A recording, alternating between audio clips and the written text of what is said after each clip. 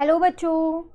आज मैं आपको क्लास 10th का चैप्टर नंबर 4 क्वाड्रेटिक इक्वेशन कराऊंगी आपकी सपोर्ट मटेरियल के बुक से। ये चैप्टर हम कंप्लीट कर चुके हैं, बस लास्ट के 2 क्वेश्चंस हमारे रह रहे हैं जो हमें आज की क्लास में करने हैं, फिर हमारे पूरा चैप्टर सपोर्ट मटेरियल से कंप्लीट हो जाएगा। तो चलिए देखते हैं क्वेश्चन नंबर 46 और 47 है। 46 और 47 दोनों ही क्वेश्चन 2020 में आए हुए सीबीएसई के क्वेश्चन है, तो इंपॉर्टेंट क्वेश्चन है, बिल्कुल अच्छे से कर लीजिएगा। ठीक है, क्वेश्चन है आपके पास, a train covers a distance of 480 kilometre at a uniform speed. If the speed had been 8 km per hour less, it would have taken 3 hours more to cover the same distance. Find the original speed of the train. देखो यहाँ एक train है जिसका distance आपको दे रखा है 480 kilometre, वो cover कर रही है एक यूनिफॉर्म स्पीड से। अगर उसकी स्पीड 8 किलोमीटर पर आवर के हिसाब से कम हो जाए स्पीड, तो आपको ये बताना है। तो जब देखो स्पीड कम हो जाएगी तो वो टाइम ज़्यादा लेगी, ऑब्वियस सी बात है। तो आपको ये बताना है उसकी ओरिजिनल स्पीड थी कितनी। डिस्टेंस उसका सेम ही है 480, वो चेंज नहीं होगा। ठीक है, तो करेंगे कैसे इस क्वेश्चन को, देखो यहाँ पर करते हैं 46। सबसे पहली बात तो स्पीड नहीं दे रखी, तो लेट कर लेते हैं। Let the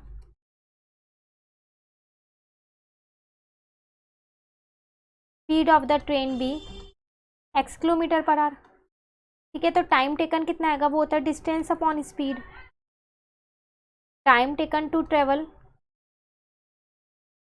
a distance of 480 kilometre, तो कितना आएगा डिस्टेंस अपॉन स्पीड। डिस्टेंस है 480 और स्पीड है आपके पास x। अब न्यू स्पीड कैसे निकलेगी, अगर हम न्यू स्पीड देखें तो 8 किलोमीटर कम हो गई थी, है ना। तो न्यू स्पीड आ जाएगी आपके पास x minus 8 kilometre per hour. तो फिर न्यू टाइम कितना आ जाएगा आपके पास, new time taken to travel a distance, distance तो सेम ही था, to travel a distance of 480 kilometre. तो वो आपके पास कितना आ जाएगा यहाँ पर 480 अपॉन में x माइनस का 8 आवर्स। ठीक है, अब आपको दे रखा है कि 3 घंटे आपको क्या ज़्यादा लगे थे, तो 3 घंटे आपने निकाले कैसे होंगे, ये जो नया टाइम होगा उसमें से पुराने टाइम को माइनस क्या होगा, तभी तो 3 घंटे पता चला होगा आपको कि निकले हैं। ठीक है, तो अगर हम अकॉर्डिंग टू क्वेश्चन अपना यहाँ पर देखें तो आपके पास 480 अपॉन में यहाँ आ जाएगा x माइनस 8, ये नया टाइम था, माइनस इसमें से आपने पुराना टाइम कर दिया, तो आपको पता चला 3 घंटे एक्स्ट्रा लगे। बेस सेम कर लेते हैं यहाँ पर x माइनस 8 और इंटू में x, यहाँ पर आ जाएगा आपके पास 480 इंटू में x, और यहाँ पर आ जाएगा आपके पास 480 ब्रैकेट में आ जाएगा x माइनस का 8 इजिकल टू में 3 ऐसे ही रहेगा। ठीक है, इंटू करेंगे तो यहाँ आ जाएगा आपके पास 480 x माइनस का, यहाँ भी 480 x आ जाएगा, माइनस माइनस क्या हो जाएगा यहाँ पर आपके पास प्लस हो जाएगा।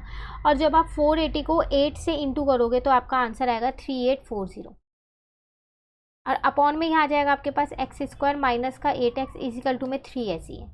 ये तो आपस में कट गए, तो यहाँ बचा 3840 इज इक्वल्स टू में, ये डिनोमिनेटर है, इसको दूसरी साइड लेके गई तो मल्टीप्लाई हो जाएगा 3 8 जा 24 इंटू में x ऐसी है आपके पास। क्लियर है यहाँ तक। अब आप यहाँ से क्वाड्रेटिक इक्वेशन अपनी बना सकते हैं। तो अगर आप देखें, सबसे पहली बात ना, आप ऐसा करो कि 3 कॉमन ले लो ताकि ये 3 से कट हो जाए, क्योंकि अगर आप देखो 8 + 3 12 + 3 15 कट हो रहा है, तो 3840 ऐसे ही रहने दो। यहाँ से मैंने 3 कॉमन लिया तो यहाँ एक्स स्क्वायर माइनस का 8x बचा है। अब इस 3 को मैं इधर लेके आ गई हूँ और यहाँ पर एक्स स्क्वायर माइनस का 8x ऐसी है। क्लियर है, अब इसको इससे कट करेंगे तो यहाँ पर आएगा 1, यहाँ पर 2, 1280 आ जाएगा। तो एक्स स्क्वायर माइनस का 8x माइनस का 1280 इज इक्वल्स टू में 0, ये आपकी बन गई यहाँ पर क्वाड्रेटिक इक्वेशन। लेकिन आपको ओरिजिनल स्पीड बतानी है, इसका मतलब आपको x यहाँ पर फाइंड करना है। तो मिडल टर्म स्प्लिट लगाते हैं, इस तरीके से स्प्लिट करते हैं बीच वाले नंबर 8x को, कि प्लस माइनस करके तो आपका 8x ही आ जाए, लेकिन मल्टीप्लाई करके आपका क्या आ जाए 1280 है, वो भी माइनस का। ठीक है, तो कौन कौन से 2 नंबर लेंगे हम यहाँ पर,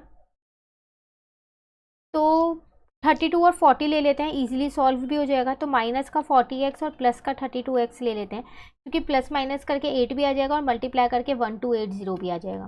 ठीक है, अब इन दोनों का एक पेयर, इन दोनों का एक पेयर, यहाँ से x कॉमन लिया तो यहाँ x माइनस का 40 बचा, यहाँ से 32 कॉमन लिया तो x माइनस का 40 बचा। तो एक आ गया आपके पास x माइनस का 40 और एक आ गया आपके पास x प्लस का 32। दोनों को एक एक बार 0 के इक्वल रख देते हैं, तो x माइनस 40 इजिकल टू 0, यहाँ से x की वैल्यू आ गई 40 और यहाँ पर रखा x प्लस 32 इजिकल टू 0, तो यहाँ से x की वैल्यू आ गई माइनस 32। अब देखो ये तो हो नहीं सकता क्योंकि स्पीड तो मेरी नेगेटिव नहीं हो सकती, वो तो मेरी पॉजिटिव रहेगी, तो ये हो गया मेरा नॉट पॉसिबल। तो ओरिजिनल स्पीड निकालनी थी आपको, तो ओरिजिनल स्पीड आपने x किलोमीटर पर आवर मानी थी, तो वो आ गई आपके पास यहाँ पर 40 किलोमीटर पर आवर। क्लियर? ये था आपके पास क्वेश्चन 46। एक लास्ट क्वेश्चन है 47, देन हमारा ये चैप्टर कंप्लीट। क्वेश्चन 47 आपके पास यहाँ पर है, पहले क्वेश्चन रीड कर लेते हैं, उसको समझ लेते हैं, फिर हम उसको करेंगे। ठीक है, देखो क्वेश्चन है आपके पास, a rectangular park is to be design whose length is 3 metre less than its length, its area is to be 4 square meter more than the area of the park that has already been made in the shape of isosceles triangle with its base as a breadth of the rectangular park and of altitude 12 meter. Find the length and breadth of the park.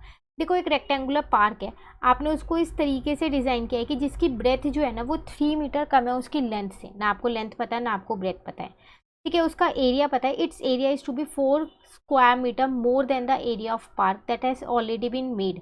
अब जो उस rectangular park का area है ना वो 4 square metre ज़्यादा है उस एरिया ऑफ पार्क से जो पहले ही बन चुका है, वो आइसोसेलेस ट्राइंगल का है, ठीक है, जिसका जो बेस है ना वो उस रेक्टेंगुलर पार्क की ब्रेथ की है।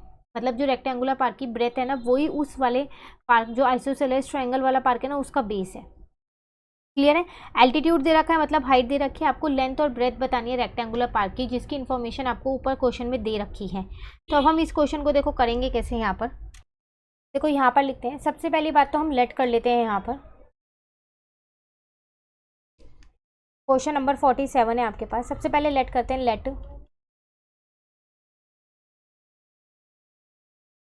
The length of rectangular park, उसको मैंने L मान लिया, तो फिर ब्रेथ कितनी आएगी वो मेरे पास आ जाएगी। यहाँ पर आपसे क्वेश्चन में कह रहा था 3 मीटर लेस है, तो L माइनस का 3 हो जाएगी। और अगर इसके एरिया की बात करें वो होता है L इंटू में B, तो L की जगह L है, B की जगह यहाँ पर L माइनस का 3 है। सॉल्व करेंगे तो मेरा L स्क्वायर माइनस का 3L आएगा, ठीक है। अब आइसोसेलेस ट्राइंगल की बात करते हैं, तो बेस ऑफ द ट्राइंगल वो आपसे कह रहा था कि जो रेक्टेंगुलर पार्क की ब्रेथ है वही है, ठीक है। तो यहाँ लिख देते हैं बेस ऑफ आइसोसेलेस ट्राइंगल, तो आपके पास यही आ जाएगा L माइनस का 3। एल्टीट्यूड आपको क्वेश्चन में गिवन ही है, वो आपको गिवन था 12 मीटर, तो इसका भी एरिया हम यहाँ पर निकाल सकते हैं। तो इसका एरिया आता है हाफ इंटू में बेस इंटू में हाइट, तो इसका मतलब हाफ यहाँ हो जाएगा। अब बेस अगर हम देखें तो L माइनस 3 और हाइट देखें तो यहाँ पर 12 है, इसको इससे कट किया 6 आ गया। तो जब हम सॉल्व करेंगे तो आएगा हमारे पास 6L, ठीक है, और माइनस का 18 आ जाएगा।